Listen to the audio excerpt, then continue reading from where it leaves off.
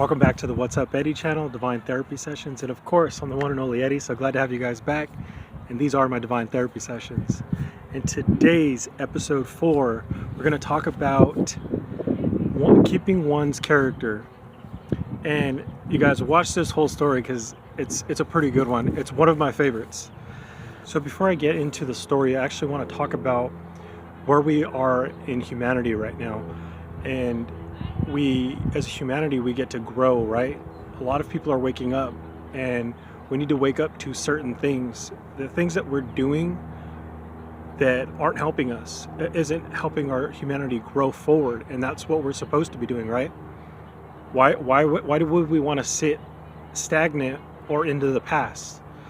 And this is where the story, I get into the story, but a lot of times we deem people that we meet, or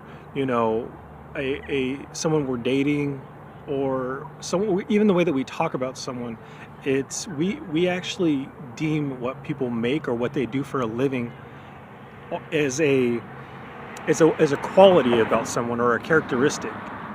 It's not a characteristic, you guys. Money doesn't make somebody. And we actually look at like someone who's like either famous or has made it in their career as like higher than someone who hasn't. And even though this other person could be more accomplished, it doesn't make sense. It's backwards. I'm not saying don't make money. Yes, go do that. We need to do that, right? It's part of our system, our society. But it should never be a quality or a characteristic that we make about somebody. It's backwards. But this gets me into the story. So in Afghanistan, I had met this guy. I'm going to explain this guy. He was a really, really cool dude. He was the Afghan general or commander. So this guy had it made. He had everything you can think of. And the way to say this is, so there's the FOB, we called it a forward operating base. So it's pretty much the place that we stood at night, right? It was a huge one. But as military policemen, we had to travel so many miles away to a more of like a smaller base, right? And on this base there wasn't running water. It's pretty rough living standards, right? So this guy actually was like the head honcho at this part of at this base. Let's just say like he was like bossed out, like the best that you can actually think of. He, on his birthday, so we went on our missions that day, right? And they kept saying over the radio, hey, tonight there's going to be a celebration. The commander, or I think he was a general, but he was the Afghan general or something like that. He actually was, I guess he had a kid his kid was just born. And I guess they had, so where we were at in Afghanistan, Kabul was about 6 hours away. They actually they had a band in Kabul come and sing for him, and his kid wasn't with him. It was just for him on the base. Now it's like it was an equivalent to having Jay-Z come sing New York on your birthday, just because you are who you are. This guy was the shiznits. So it was really cool. So that night they came and played. It was the first time hearing their style of music in Afghanistan. It was really cool. And the guy, he didn't really dance, but he sat back, relaxed, and he enjoyed his time there, right? This is where the story gets really good for me. And it means so much to me because it showed me that no matter who you are or what you do, it's all about the qualities. Being a gentleman. It's about having character, qualities that we should deem in society. These qualities make us, being more humble, it actually exalts us. But this guy, he actually had taught, he invited a few of us, and I was one of them. He said, because he used a translator. It was a translator that was with us. So he invited us up because there's like the big base, and then there's like I'm pretty sure it's called an OP, but it was up on a mountain where you can oversee the whole thing. And there was a cave in there where he actually had his place, his where he slept, eat, and he invited us up for some tea. It's a big custom to offer chai. So most of the soldiers were like, "No, I'm not going up there. Screw that. Like that doesn't sound cool." And for me, I was like, "Dude, this guy's a superstar. He's an all-star. I'm gonna go have some tea with him." And to me, I was like, "Wow, that seems pretty pretty. It's not heard of, right? Because like the general of our army would have never invited me for tea.